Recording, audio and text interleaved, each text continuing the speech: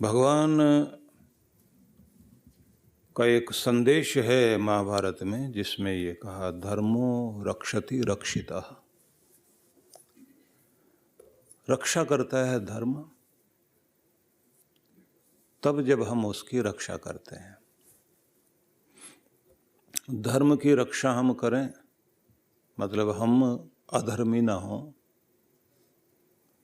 तो फिर जीवन में आया हुआ धर्म वो फिर हमारी रक्षा करता है। शरीर में बल बढ़ा लेना आप, तो वही बल फिर आपकी रक्षा करता है। आप अपना ज्ञान बढ़ा लीजिए और उसके बाद देखिए ज्ञान आपको सुरक्षित करता है। आप अपना धन कमाइए, फिर वो धन आपकी सेवा करता है, आपकी रक्षा करता है। अपने रिश्तों को बना लीजिए, फिर वो रिश्ते आपके काम आते हैं। धर्म को जीवन में धारण कर लीजिए, धर्म आपकी फिर रक्षा करेगा। ये एक नियम है। इस नियम को जब आप समझ जाओगे तो कल्याण होगा। इसलिए जब हम ये समझ रहे थे कि अपने प्रभु को, अपने कृष्ण को प्रसन्न करने के लिए हम क्या करें, तो उसमें सभी चीज़ों के साथ में एक शब्द था कि हम अपने व्रतों का पालन करने वाले बन जाएं। क्योंकि जब तक हम व्रतों का पालन नहीं करेंगे तब तक बात आगे बढ़ेगी नहीं। उससे पहले हमने दान को, तप को समझा, व्रत को समझा। तो व्रत बड़ा महत्वपूर्ण है। आप समझ लीजिए ना, जो आदमी अपने फ्यूचर को ब्राइट करता जाता है और पास्ट की रिपेयर करता जाता है, ये एक शब्द याद रख लेना चाहिए। फ्यूचर को ब्राइट कीजिए, पास्ट की रिपेयर कीजिए। तो ये एक व्रत हो गया, एक संकल्प हो गया। जो अतीत में बीत गया आपके साथ, उसमें सुधार करना, क्योंकि वो पैटर्न बनकर आपके मस्तिष्क में बैठ गया। मस्तिष्क में बैठ गया तो अब वो क्या प्रभाव डालता है, आपको बार बार वहीं खड़ा करेगा ले जाकर। जो गलतियां आपने पहले की वैसे ही गुस्सा दिलाएगा, वैसे झुंझलाहट आएगी, वैसे जल्दी किसी के समझाने से भड़क जाओगे। क्योंकि आप यही कहते हैं मैं ऐसा करना नहीं चाहता हूं, हो जाता है। तो क्यों हो जाता है भाई? आपका अपने ऊपर वश नहीं है। वश तो बहुत है, कंट्रोल भी करते हैं, लेकिन नहीं होता। क्यों? पैटर्न बन गए ऐसे मस्तिष्क में। वो जो आदतें बन जाती हैं, तो पुराने को मिटाना, उसकी रिपेयर करना और अपना फ्यूचर ध्यान में रख कर के मुझे ऐसा होना चाहिए, इधर जाना चाहिए। एक सीरीज हम लोग शुरू करेंगे जो आप लोग सोशल मीडिया पे देखेंगे, 10-10 मिनट के।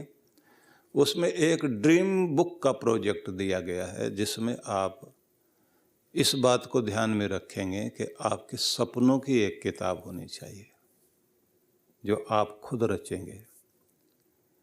कि आप अपने आप को कहाँ देखना चाहते हैं, किस रूप में देखना चाहते हैं, आपके सपने क्या हैं और वो ठीक कैसे होते हैं। बस उसी में ये बात आ जाती है कि पास्ट को रिपेयर करो और फ्यूचर को ब्राइट करो। तो जैसे जैसे आप अपने दुखी होने के, क्रोध करने की जो घटनाएं आपके अंदर भरी पड़ी हैं, जो आपके जीवन में दुख बीता है, निराशा आई, भय पड़ा हुआ आपके मस्तिष्क में, किसी ने आपके साथ बुरा किया, बहुत बहुत कड़वाहट अंदर है, उसको जब तक निकालोगे नहीं। पीछे ध्यान सिखाया हम लोगों ने, तो ध्यान के जो 12 तरीके बताए गए ना, 12 ध्यान, तो उसमें एक बड़ी महत्वपूर्ण चीज आती है कि आप अपने अंदर की गांठों को निकालने के लिए एक क्षमा भाव, अपने आप को उससे जोड़ें। उसमें भी एक बड़ी कमाल की बात है। कि प्रकृति के साथ इस तरह जुड़ जाओ कि जैसे प्रकृति आपके साथ करती है। चोट लगवा ली आपने, गलती आपकी हुई, कट गया, छोटा सा कट लग गया आपके उंगली में, हाथ में, कहीं भी। अब जैसे पिता तो जो है वो क्या बोलेगा घर में, ये देखकर काम नहीं करता, ये बड़ा लापरवाह है। और माँ ये समझाने में नहीं लगती, वो क्या करती है, दौड़कर उसी समय दवाई लेकर आएगी, पट्टी लेकर आएगी, रुई लेकर आएगी और फटाफट उसका घाव साफ करने लग जाएगी। और उसके बाद में उसके हाथ पर पट्टी बांधेगी और फिर प्यार से उसको कहेगी बहुत दर्द हो रहा है ना, अभी ठीक हो जाएगा, दिलासा देती है।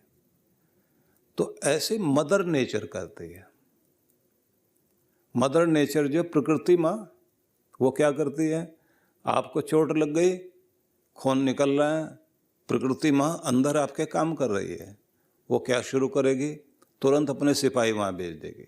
सबसे पहला काम तो क्या होता है, वो जो खून बह रहा है उसी के अंदर ऐसे थक्के होते हैं खून के, जो वो जाके वहाँ जमना शुरू करते हैं। जैसे वो जम गए तो उसका मतलब अब बाहरी बैक्टीरिया वहाँ काम नहीं करेगा, उसको वहीं वो सील कर देते हैं।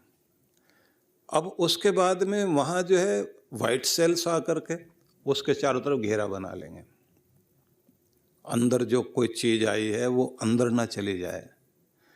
और मैं उसकी पूरी व्याख्या न करके आपको सार बताता हूँ कि आपको हील करने का अंदर अंदर सारा काम चालू हो जाता है। वहाँ ये नहीं कहा जाता भैया हुआ क्यों, हाँ दिमाग पिता है, वो अपना काम कर रहा होगा, मज़ा आया और चोट लगवाएगा, क्यों किया ऐसा, देख के क्यों नहीं चलता, ऐसी गलती होनी नहीं चाहिए, वो दिमाग बोल रहा होता है।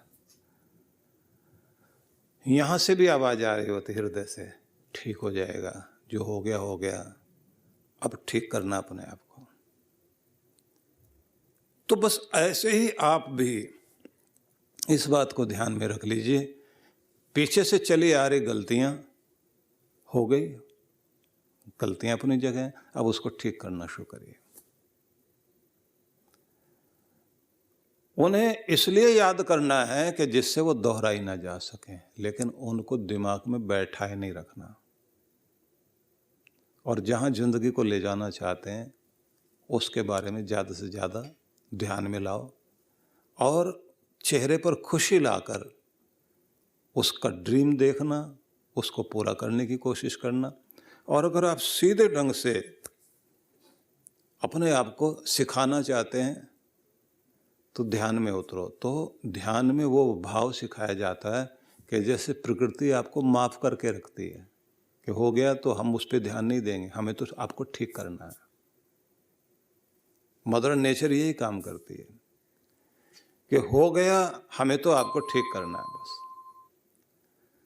ध्यान में भी यही आपको करना होता है कि कुछ को माफ़ कर दिया, कुछ से माफ़ी मांग ली और खुद को जो है मस्तिष्क को क्लियर कर लिया, पैटर्न जो भी बने हुए थे उनको स्वच्छ कर दिया, पास्ट की रिपेयरिंग शुरू हो गई। नए पैटर्न डालने के लिए, नई आदतें बनाने के लिए आप उन पर ड्रीम बुक पर काम कर रहे हैं। ये ऐसी अद्भुत चीज़ है, ये ऐसे मैं कथा कर रहा हूँ, आप सुन रहे हैं, बस ऐसे नहीं है, ये फार्मूला है। एक बार अपना करके देखिए आप, उसके बाद आप कहोगे कि जो कुछ हुआ है एक क्रांति घटित हो गई जिंदगी में। इतना ही सुना है, इतने से काम चल गया बस। लेकिन इसके बाद क्या होता है कि आप सुनने के बाद आंखें बंद करके शांत होकर सुने हुए को दोहराओ, बार बार बार बार बार बार। पास्ट की रिपेयरिंग होनी है, फ्यूचर को बनाना है, उसे ब्राइट करना है, चमकीला, स्वर्णिम, चमकता हुआ, प्रकाशित मेरा फ्यूचर, मैं उसकी तरफ बढ़ रहा हूँ, स्वर्णिम भविष्य की ओर बढ़ रहा हूँ। पीछे की गलतियाँ पीछे रह गई हैं, अब उसमें से जो सुधार करना है वो मैं करता जा रहा हूँ। मस्तिष्क में बने हुए खांचे ठीक कर रहा हूँ, पुरानी आदतें छूट रही हैं, नई अच्छी आदतें बन रही हैं और मेरे जीवन का वसंत शुरू हो गया है, नया जीवन। बार बार दोहराइए और उसके लिए कोशिश शुरू कर दीजिए। उसके बाद आप देखिए कि आप कहाँ पहुँच जाते हैं। दूसरी बात ये ध्यान रख लीजिए कि जो आपके गुरु, जो आपके गाइड, जो आपके लाइफ कोच हैं, उनके प्रति जितना प्यार, जितनी श्रद्धा, जितना पागलपन रखोगे, उनका एक एक वाक्य आपकी ज़िंदगी को उतना ही महत्वपूर्ण बनाता जाएगा। और अगर उनके प्रति आपको कोई अधिक प्रेम, आदर भाव नहीं है, तो उनके वचनों पर भी आदर भाव नहीं होगा। फिर आप जब लापरवाही करने की आदत बन जाती है, तो फिर कितनी भी कीमती चीज़ क्यों ना हो, आदमी लापरवाही करेगा। कोई एक एक पैसे का ध्यान रखता है और उसकी कद्र करता है, और किसी के पास पैसे पड़े हैं बिखरे हुए, अन्न बिखरा पड़ा, वस्त्र बिखरे पड़े हैं, चीज़ें बिखरी पड़ी हैं, तो लक्ष्मी माता उस समय जो है समृद्धि, प्रोस्पेरिटी, जिसमें खुशियाँ और समृद्धि आती है, प्रसन्नता और समृद्धि आती है, वो सारी शक्तियाँ जिसको श्री शक्ति कहते हैं, वो आपको छोड़कर निकल जाती है और दरिद्रता को दे जाती है कि इनके घर में रहना नहीं आता, ये लायक लोग नहीं हैं, इन्हें संभालना नहीं आता, इनका घर कबाड़ी की दुकान है, यहाँ चीज़ें बिखरी पड़ी हुई हैं, इन्हें रखना नहीं आता, ये बड़े मज़ेदार लोग हैं, इनको मज़ा देने के लिए किसी और की ज़रूरत है, क्योंकि ये इतने कमाल के लोग हैं कि टेबल पर और कुर्सियों पर सामान रखकर बैठे हैं, खुद नीचे बैठे हैं फर्श पर। अपने घर में सारा सामान कुर्सियों पर लाद रखा, सोफे पर रखा हुआ है, टेबल, डाइनिंग टेबल पर भी सामान भर रखा है, और खुद कहाँ बैठे, नीचे बैठ के खा रहे हैं। कमाल के लोग हैं। घर में जितना सामान है वो रखना नहीं आ रहा, चलते हैं तो घुटनों में लगता है, उलझ के गिरते हैं, उसके बाद 2 गाली देते हैं, रखने वाले को 2 गाली देते हैं घर को, अपनी तो किस्मत खराब है, माथा पीटते हैं। तो कमाल के लोग हैं। दरिद्रता को भेजती है लक्ष्मी माता, कहती है मज़ेदार लोग हैं, तुम आओ यहाँ रहो, तुम्हें बड़ा मजा आएगा यहाँ। इनके घर में सीलन है, इनके घर में बदबू है, इनके घर में गालियाँ हैं, इनके घर में धूल मिट्टी है। दरिद्रता से कहते हैं कि देखो मकड़ी ने जाले लगा लिए हैं, तो तुम भी आ जाओ ना दरिद्रता बहन, मैं जा रही हूँ तू आ।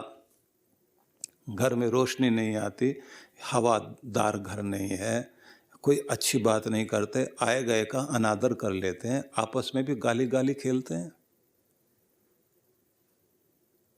बड़े छोटे का कोई मान सम्मान नहीं है, सोने जागने का कोई नियम नहीं है, खाने पीने का कोई ध्यान नहीं है। अच्छी बात कोई समझाए उसको कहते हैं भाषण मत देना, बहुत हो गया भाषण, तुमसे ज़्यादा पता है मुझको। तो लक्ष्मी माता कहती है दरिद्रता बहन तू आए यहाँ रह। भविष्य पुराण में भाव है, ये आपके ग्रंथों में ये समझाया गया है। कुत्ता बिल्ली घर के अंदर घुस रहे हैं, बड़े बेचारे देख रहे हैं और सोचते हैं कि हमारी ज़िंदगी का अनुभव हम इनको बता दें, समझा दें। वो समझाने बैठते हैं तो उससे ऐसे भागते हैं जैसे सांप को देख के भागता है ना आदमी। इनका भाषण शुरू हो गया, इनसे दूर रहना चाहिए। जहाँ कुछ ऐसा है, समझाने को सब तैयार है, समझने को कोई तैयार नहीं है, एडजस्ट करने को कोई तैयार नहीं, दूसरों को कहते हैं तुम एडजस्ट करो। झुकना नहीं जानते, झुकाने को तैयार बैठे हैं, मानते किसी को नहीं, मनवाने को तैयार बैठे हैं। दरिद्रता को लक्ष्मी माता भेजती है और कहती है बरकत चली जाए इनके घर से, पैसा आएगा चला जाएगा, खुशियाँ आएंगी चली जाएंगी। घर में एक महिला है बैठी रो रही है, पता नहीं हमारे घर को किसकी नज़र लग गई, महाराज देखना कौन सा राहु केतु हमारे सिर पे चढ़ा हुआ है। अब राहु केतु तो तुम खुद बने बैठे हो भाई, पंडित का पतरा तो अब खतरा ही बताएगा। वो हॉरोस्कोप नहीं हॉरोस्कोप बन गया तुम्हारे लिए। डरो, देखते रहो उसको, देख देख करके डरो। अब तुम्हारा राहु खराब है, तुम्हारा केतु खराब है, एक आएगा वो आपके घर के दीवारें तोड़वाएगा, वो ये कहेगा वास्तु ठीक नहीं। अभी तक सुख शांति से रह रहे थे जिस घर में, अब वो कहता वास्तु खराब है, तोड़ दीवार, गड्ढे खुदवा दिए, यहाँ पर ऊंचा कर, यहाँ पर नीचा कर, यहाँ पर ये कर, वहाँ पर वो कर। अब बेचारा परेशान हुआ बैठा, सारे गड्ढे खोदने के बाद भी जो है ना कुछ भी ठीक नहीं हुआ, गिर के चोट और लगवा ली।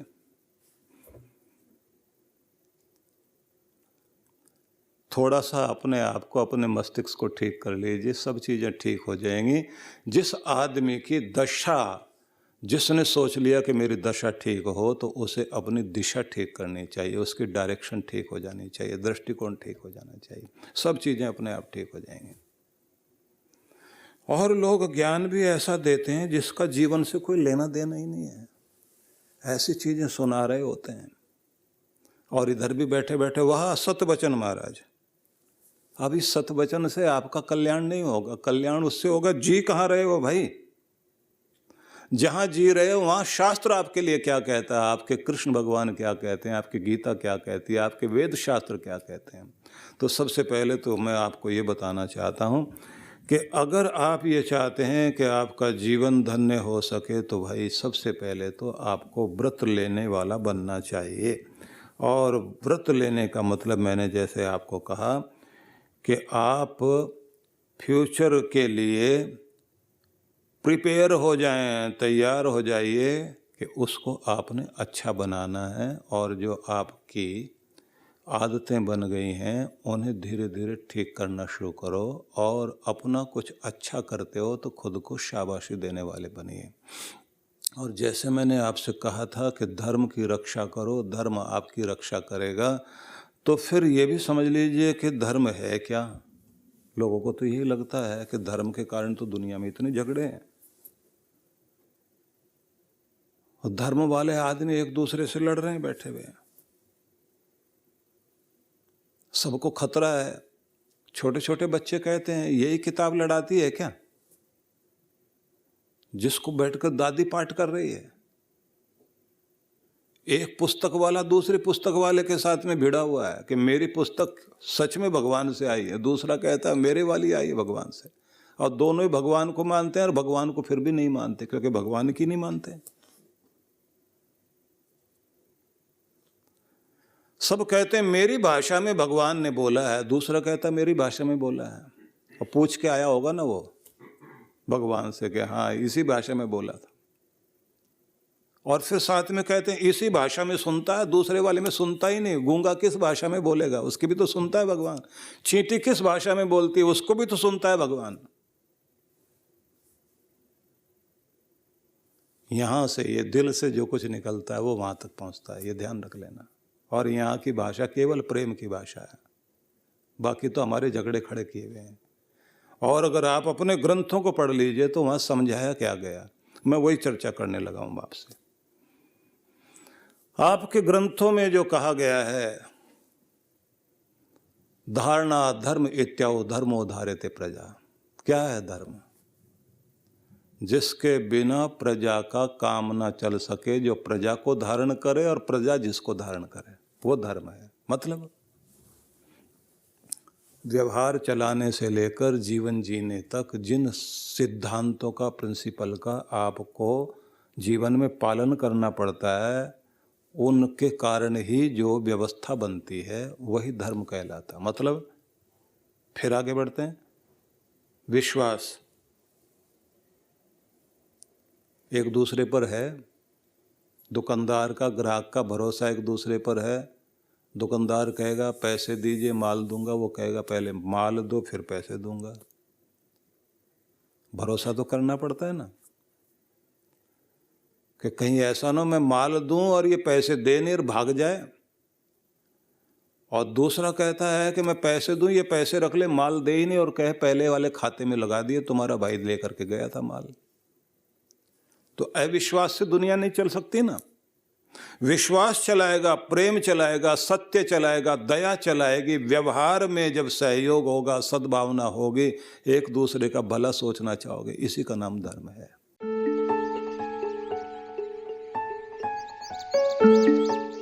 आप सभी भक्तों को मैं ये सूचना देना चाहता हूँ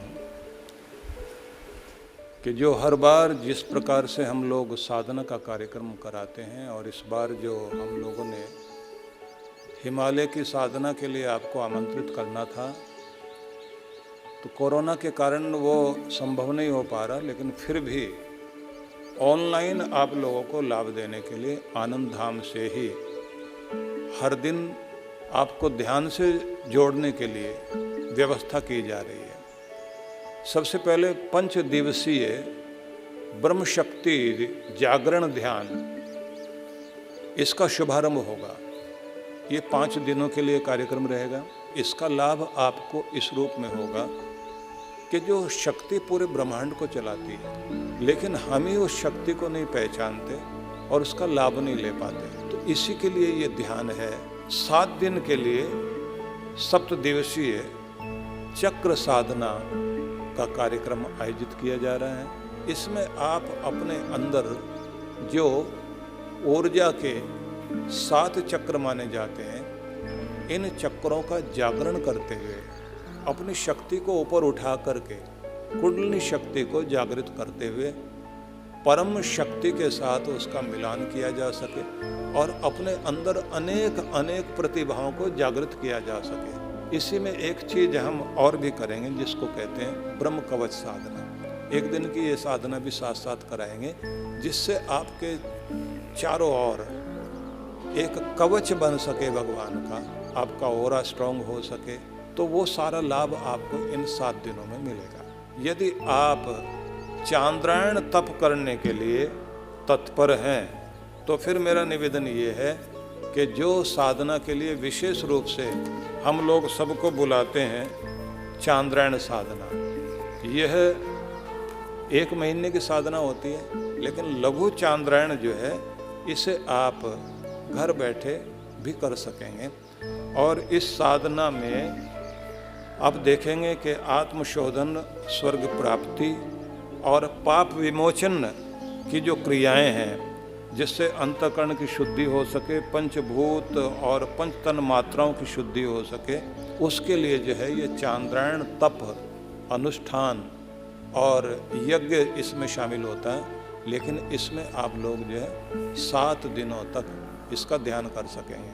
और अगर पूरा लाभ लेना है तो चांद्रायण तो आपका तब निभेगा जब आप एडवांस कोर्स ध्यान का, चक्र साधना वाला और साथ में चांद्रायण तप का की साधना भी साथ साथ करें। इसमें साथ साथ में गायत्री साधना को भी जोड़ा जाएगा। तो इसलिए मैं निवेदन करता हूँ कि इस साधना के लिए तैयारी कर लीजिए। तो सभी के लिए बहुत बहुत आशीर्वाद।